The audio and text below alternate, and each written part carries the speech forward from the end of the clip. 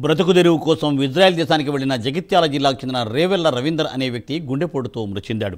ఇజ్రాయెల్లో కొన్ని రోజులుగా జరుగుతున్న యుద్ధ నేపథ్యంలో పనులు దొరక్క అనారోగ్యానికి గురై వైద్యం అందక రమార్గాన్ పట్టణంలో ఉంటున్న తన గదిలోనే మృతి చెందినట్లు రవీందర్ కుటుంబ సభ్యులు తెలిపారు. మృతుడికి భార్య, కూతురు, కుమారుడు ఉన్నారు. రవీందర్ కుటుంబ సభ్యులను జగిత్యాల మున్సిపల్ మాజీ చైర్పర్సన్ జ్యోతి దంపతులు పరామర్శించారు. రవీందర్ మృతి విషయాన్ని జగిత్యాల ఎమ్మెల్యే సంజయ్ కుమార్కు తెలియజేశామని, ఇజ్రాయెల్లోని భారత ఎంబసీ అధికారులను సంప్రదించి మృతదేహాన్ని స్వదేశానికి పంపే ఏర్పాట్లు చేస్తానని ఎమ్మెల్యే హామీ ఇచ్చినట్లు జ్యోతి తెలిపారు. హార్ట్ స్ట్రోక్ వచ్చిందని హాస్పిటల్లో జాయిన్ అయ్యాను. జాయిన్ అయినాక వాళ్ళు ట్రీట్మెంట్ చేశాక అక్కడ వార్ జరుగుతుందని బంకర్స్లోకి తీసుకెళ్ళాక అందరినీ డొనేషన్ వచ్చిందని అందరినీ మళ్ళీ పైకి తీసుకెళ్లారంట.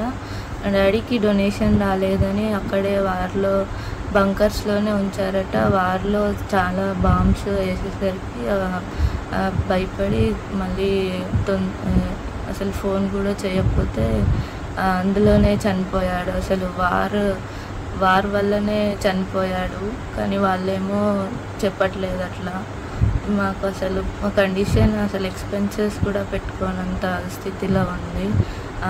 యాక్చువల్గా మాకు ఇల్లు కూడా ఊరుస్తుంది మొత్తం. అసలు వాటర్ కూర్చోకుండా ఉంటుంది రోజు. మా తమ్ముడేమో మాటలు రావు, చెవులు వినిపించవు.